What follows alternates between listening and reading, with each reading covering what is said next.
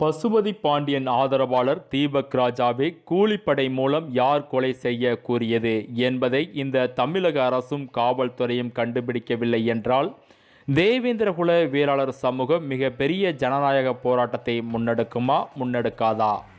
இது பற்றி நம்முடன் விவாதிப்பதற்காக மனித உரிமை ஆர்வலர் விக்னேஷ் பொன்னிசக்கி பாண்டியன் இணைந்திருக்கிறார். அவரை நிகழ்ச்சிக்கு வரவேற்போம். திரு விக்னேஷ் பொன்னிசக்கி பாண்டியன், உங்களுடைய கருத்துக்களை பதிவு செய்யவும்.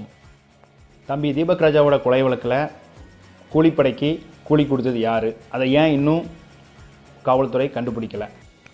காவல்துறை கண்டுபிடிக்கலையா, இல்லாட்டி காவல்துறை இப்போ இதுக்குள்ளே கண்டுபிடிக்க வேண்டாம், இல்லை கண்டுபிடிக்காமல் அப்படியே விட்டுருங்க அப்படின்னு சொல்லிட்டு அரசாங்கம் சொல்லுதா அப்படிங்கிறது தான் இது ஒரு மிகப்பெரிய கேள்வியாக இருக்குது எனக்கு. ஏன்னா காவல்துறை மந்திரி கட்டுப்பாட்டில் இருக்குது. அப்போ காவல்துறை மந்திரி ஒரு ஆர்டர் போட்டாங்க அப்படின்னா காவல்துறை 1 மணி நேரத்தில் அதை கண்டுபிடிக்க போகுது. அப்போ எதனால் காவல்துறை இன்னும் கண்டுபிடிக்காமல் இருக்கிறாங்க? சரி, தேவேந்திரகுல வேளாளர் மக்கள் தானே, சும்மா எப்பவும் போல் ஒரு 10 நாள் இவனுங்க அப்படி இப்படின்னு கத்துவானுவ, அதுக்கப்புறம் நார்மலாக அவங்கவுங்க வேலையை பார்க்க ஆரம்பிச்சிருவாங்க அப்படிங்கிற ஒரு நினைப்பில் தான் இந்த அரசாங்கம் இருக்குதுன்னு நான் நினைக்கிறேன். ஏன்னா எல்லா வழக்குலையுமே இதுதான் நடக்குது. ஒரு படுகொலை நடக்குது, அந்த படுகொலை நடந்த பிறகு நம்ம மக்கள் எல்லாம் போராட்டம் பண்ணுவாங்க, அப்புறம் எல்லாரும் அவங்கவுங்க வேலையை பார்க்க ஆரம்பிச்சிடுறாங்க. அரசாங்கமும் அப்படியே அதை கண்டுக்காமல் இருக்குது. எதனால இந்த அரசாங்கம் கண்டுக்காமல் இருக்குது? ஏன்னா நம்மளோட பிரதிநிதிகள் யாரும் அங்கே சட்டமன்றத்தில் ஓங்கி குரல் கொடுக்கறதில்ல. அப்போ இப்படி தான் நடக்கும் அப்படிங்கிறதான் இதுக்கு ஒரு எடுத்துக்காட்டு தான் இது. இன்றைக்கி தமிழ்நாடோட ஆளுங்கட்சி திமுக.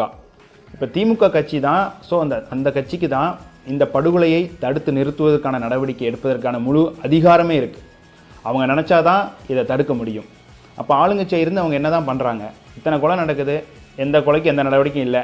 வழக்கமாக கொலை நடக்கும், நம்ம மக்கள் போராடுவாங்க, உணர்ச்சி பொங்கி போராடுவாங்க, கொஞ்ச நாள் போராடுவாங்க, அதுக்கப்புறம் அவன் பாட்டு அவன் வேலையை பார்க்க ஆரம்பிச்சிடும், நம்ம வேலையை பார்க்க ஆரம்பிச்சிடுங்கிற ஒரு மெத்தன போக்கில் தான் இந்த அரசாங்கம் நடந்து கொண்டு இருக்கிறது. இப்போ திமுக கட்சியில் தேவேந்திரகுல சமுதாயத்தை சேர்ந்த எந்த பிரதிநிதியும் இல்லையா? எம்எல்ஏ இல்லையா? இருக்கிறாங்க. ஏன் இந்த குறிப்பிட்ட வேற ஒரு மாவட்டத்தில் உள்ள எம்எல்ஏ தேவேந்திரகுல சமுதாயத்தை சேர்ந்த எம்எல்ஏகள் இந்த படுகொலைக்கு கண்டனம் தெரிவிக்கக்கூடாதா? அப்படி எதுவும் சட்டம் இருக்குதா? அப்படி எதுவும் சட்டம் இருந்தாலும் எனக்கு தெரியலை. அப்படி சட்டம் இருப்பதாக எனக்கு தெரியலை. அந்த சட்டத்தை மீறி, அப்படியே சட்டம் இருந்தாலும் அந்த சட்டத்தை மீறி இந்த படுகொலைக்கு அவங்க குரல் கொடுக்கணும்ல. ஏன் குரல் கொடுக்க மாட்டேங்காங்க? ஏன் சம்மந்தப்பட்ட அவங்க எல்லைக்கு உட்பட்ட மக்களுக்கு மட்டும்தான் அவங்க குரல் கொடுக்கணும்னு எதுவும் சட்டம் இருக்குதா? திருமாவர்கள் குரல் கொடுக்குறாங்க. அதே திமுகவோட கூட்டணி தான் திருமாவர்கள். அவங்க குரல் கொடுக்குறாங்க. அதே திமுக கட்சியில் இருக்கிறவங்க ஏன் குரல் கொடுக்க மாட்டேங்காங்க? தேவேந்திரகுல வேளாளர் மக்கள் யாருமே எம்எல்ஏ இல்லையா? இருக்கிறாங்களே, ஏன் அவங்க குரல் கொடுக்க மாட்டேங்காங்க? அப்போ ஆளுங்கட்சிக்கு அவங்க சாதகமாக தான் இருக்கிறாங்க. அப்போ நம்ம மக்கள் செத்தாலும் எந்த கவலையும் கிடையாது. ஓகே, படுகொலை தானே நடந்துட்டு போகுது, நமக்கு எந்த பிரச்சனையும் இல்லை, நமக்கு எந்த பிரச்சனையும் வராத வரைக்கும் நமக்கு சந்தோஷம் அப்படின்னு அவங்க இருக்கிறாங்க. ஸோ அப்போ இது ஒரு பெரிய போராட்டம் வருமா அப்படின்னா கண்டிப்பாக வர்றதுக்குண்டான வாய்ப்புகள் இருக்கும். ஏன்னா தீபக் ராஜாவின் கொலை வழக்கில் அந்த கூலிப்படைக்கு கூலி கொடுத்தது யார் கொலை பண்ண சொன்னால் அவங்கள கண்டுபிடிக்காத வரைக்கும் நாங்கள் இந்த பிரச்சனையை விட போகிறதா கிடையாது. குறிப்பாக சமீபத்தில் எங்களுக்கு ஒரு தகவல் கிடைத்தது. அதாவது மனித உரிமை ஆர்வலர் விக்னேஷ் பொன்னிசக்கி பாண்டியன் அவர்களுடைய தந்தை பசுபதி பாண்டியன் ஆதரவாளராக இருந்தபோது வெட்டி படுகொலை செய்யப்பட்டார். அந்த வழக்கில் அனைத்து குற்றவாளிகளும் விடுதலை செய்யப்பட்டனர். அதேபோல் தீபக் ராஜா கொலை வழக்கில் உள்ள கூலிப்படையும் விடுதலை செய்ய நீதித்துறையில் ஓட்டை இருக்கிறதா? குறிப்பாக பொன்னிசக்கி பாண்டியன் கொலை வழக்கில் நீதித்துறை சரியான குற்றவாளிகளுக்கு நீதி வழங்கியிருந்தால் சமீப காலமாக தென் மாவட்டங்களில் நடைபெறும் கூலிப்படையால் அப்பாவிகள் கொலை செய்யப்படும் நிகழ்வு குறைந்திருக்குமா? 1993 என் தந்தை பொன்னிசக்கி என்பவர் தூத்துக்குடி மாவட்டம் சிதம்பரங்கிற பகுதியில் வச்சு என் தந்தை படுகொலை செய்யப்படுகிறார். அப்போ எங்கள் அப்பாவோட கொலை வழக்கில் அரெஸ்டானவங்க எல்லாருமே விடுதலை செய்யப்பட்டனர். அப்போ எங்கள் அப்பா யார் கொலை பண்ணாங்க? அந்த வழக்கில் உண்மை குற்றவாளிகள் யார்? அப்போ சரி, வழக்கின் தீர்ப்பு என்பது ஆதாரங்களின் அடிப்படையில் வழங்கக்கூடிய ஒரு விஷயம். சரி, அந்த வழக்கில் போதுமான ஆதாரங்கள் இல்லை, ரைட்டு, நீங்கள் விடுதலை பண்ணிட்டீங்க. அப்போ அந்த கொலையை பண்ணது யார்? அதை அரசாங்கம் இன்றைக்கு வரைக்கும் அதை கண்டுபிடிக்கலை. அதே மாதிரி தீபக் ராஜாவின் கொலை வழக்கு நடந்துடக்கூடாது, தீபக் ராஜாவுக்கு ஒரு நியாயம் கிடைக்க வேண்டும் என்பது தான் இங்கே எங்களோட வேண்டுகோளாக இருக்குது. இந்த அரசாங்கம் இந்த விஷயத்தில் ஒரு மெத்தன போக்கு காட்டக்கூடாது. இப்போ தீபக் ராஜா அவர்களின் கொலை வழக்கில் உண்மை குற்றவாளிகளை கண்டுபிடிக்கணும். அவங்களுக்கு தண்டனை வாங்கி கொடுக்குற வேலையை இந்த அரசாங்கம் செய்ய வேண்டும்.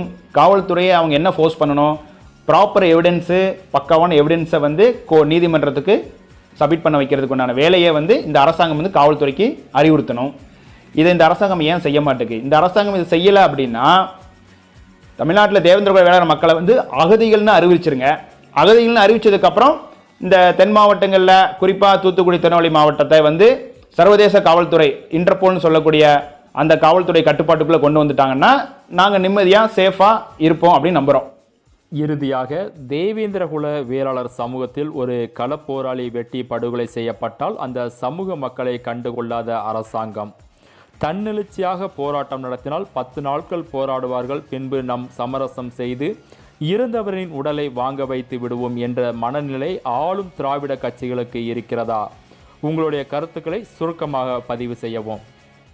சரி தமிழ், நம்ம இன்னொரு விஷயம் நம்ம இங்கே என்ன கவனிக்க வேண்டிய விஷயம் என்னென்னா, சரி இன்றைக்கி ஆளுங்கட்சி வந்து திராவிட மாடல் ஆட்சி நடக்குது, நம்ம அதை குறை சொல்கிறோம். ஓகே, அவங்க யாரும் இன்னும் அறிக்கை கொடுக்கல, இதுக்கான தடுப்பு நடவடிக்கை எடுக்கலை, இதுக்கான ஒரு நியாயத்தை அவங்க வாங்கி கொடுப்பாங்களாங்கிறதும் ஒரு தெரியாத ஒரு குழப்ப நிலையில் போயிட்டுருக்குறோம். அப்போ ஆளுங்கட்சி மட்டும்தான் நமக்கு வந்து நம்மளை வந்து ஒரு ஒரு ஒரு வன்மத்தோடு செயல்படுதா, இந்த தேவேந்திர குல மக்களுக்கு எதிராக இருக்குதா அப்படின்னு பார்த்தீங்கன்னா, சரி இப்போ இதே இது உங்களுக்கு தெரியும், திருநெல்வேலி மாவட்டத்தில் வந்து அதிமுக பிரதிநிதிகளை கூப்பிட்டு ஒரு மாநாடு நடத்தினாங்க. அவங்க எங்கே போனாங்க இப்போ? ஸோ நம்ம ரெண்டையுமே சொல்லணும், யார் தப்பு பண்ணாலும் நம்ம எல்லாத்தையுமே சுட்டி காட்டக்கூடிய சூழ்நிலை தான். இப்போ திமுகவும் குரல் கொடுக்கல, அதிமுகவும் குரல் கொடுக்கல. இத்தனைக்கும் வந்து நம்ம சமுதாயத்தை சேர்ந்த தலைவர்கள் என்று சொல்லக்கூடிய சில பேர்கள் வந்து திருநெல்வேலியில் ஒரு மாநாடு மாதிரி நடத்தினாங்க. அதில் வந்து அதிமுக பிரதிநிதிகள்லாம் கூப்பிட்டுருந்தாங்க. கூப்பிட்டு வச்சு மாநாடு போட்டாங்க. அவங்க எங்கே போனாங்க இன்றைக்கி? எதுக்காண்டி நம்ம மக்களுக்கு ஏன் குரல் கொடுக்க மாட்டாங்களா? ஏன் ஒரு கண்டன அறிக்கை, அதுக்கு இதுக்காக ஒரு ஆர்ப்பாட்டம், போராட்டம், காவல்துறையை வந்து இல்லாட்டி இன்றைக்கி ஆளுங்கட்சியை வந்து ஓகே இந்த வழக்கை சீக்கிரமாக உண்மை குற்றவாளியை கண்டுபிடிச்சி அவங்களுக்கு தண்டனை வாங்கி கொடுங்க அப்படின்னு ஏன் அவங்களுக்கு சொல்ல முடியல? ஸோ அப்போ ரெண்டு கட்சியுமே தேவேந்திர குல வேளாண் மக்களை ஒரு ஓட் பேங்காக தான் பார்க்குறாங்க. மற்றபடி நம்ம உணர்வுக்கோ உணர்ச்சிக்கோ நமக்கு நீதி வேணும், இந்த சமூக நீதி அப்படிங்கிறது தேவேந்திர குல மக்களுக்கு கிடையாது. உன்னைய நான் மனுஷனாவே மதிக்கலடா, நீ வெறும் எனக்கு ஓட்டு வங்கிதாண்டா அப்படிங்கிற ஒரு மனநிலையில் இந்த இரண்டு கட்சிகளும் செயல்பட்டு கொண்டு இருக்கிறது. அதனால் தேவேந்திர குல மக்கள் தான் இந்த இடத்துல வந்து நம்ம தான் கொஞ்சம் உஷாராக இருந்துக்கணும். திமுக, அதிமுக இந்த ரெண்டு கட்சியுமே திராவிட கட்சிகள். அப்படின்னா திராவிட கருத்தியலில் இயங்கக்கூடிய கட்சிகள். திராவிடத்தில் வந்து பார்த்திங்கன்னா சாதி கிடையாது. ஆனால் என்ன நடந்துக்கிட்டு இருக்குங்கிறத நம்ம எல்லாருமே பார்த்துட்டு தான் இருக்கிறோம். திராவிட மாடலுங்கிறாங்க, ஆனால் சாதி மாடலாக தான் எனக்கு தெரியுது. என் பார்வைக்கு சாதி மாடலாக தான் நான் பார்க்குறேன். அப்போது இதில் என்ன தான் பிரச்சனை? அப்போ எப்போ தான் மக்களுக்கு வந்து நீங்கள் வந்து சமூக நீதியை கொடுக்க போகிறீங்க? பாதிப்படைகிற சமுதாயத்துக்கு எப்போ தான் நீங்கள் அவங்க கூட இருக்க போகிறீங்க? ஸோ உங்களுக்கு யாரெல்லாம் பிடிக்குமோ அவங்களுக்கு மட்டும் தான் நீங்கள் வந்து நியாயத்தை கொடுப்பீங்க போல். அப்போ சமூக நீதி வந்து பேச தான் செய்வாங்க, சமூக நீதியை வந்து செயல்படுத்தவே மாட்டாங்க. சாதி இருக்கும் வரை தீண்டாமை இருக்கும், தீண்டாமை இருக்கும் வரை வன்முறை இருக்கும், வன்முறை நடந்தால் படுகொலைகள் நடக்கும். நாங்கள் சாதியவாதிகள் கிடையாது, தம்பி தீபக்கும் சாதியவாதி கிடையாது. இந்த தீண்டாமை ஒழிய வேண்டும் என்பதுதான் எங்கள் இலக்கு, எங்கள் கனவு. கண்டிப்பாக பசுபதி பாண்டியன் ஆதரவாளர் தீபக் ராஜா கொலை வழக்கில் உண்மையான கூலிப்படைக்கு உரிய தண்டனையும் தீபக் ராஜா குடும்பத்திற்கு உரிய நீதியும் கிடைக்குமா என்பதை பொறுத்திருந்து பார்ப்போம். உங்களுடைய பொன்னான நேரத்தை எங்களுடன் பகிர்ந்து கொண்டமைக்கு மிக்க நன்றி. அனைவருக்கும் வணக்கம்.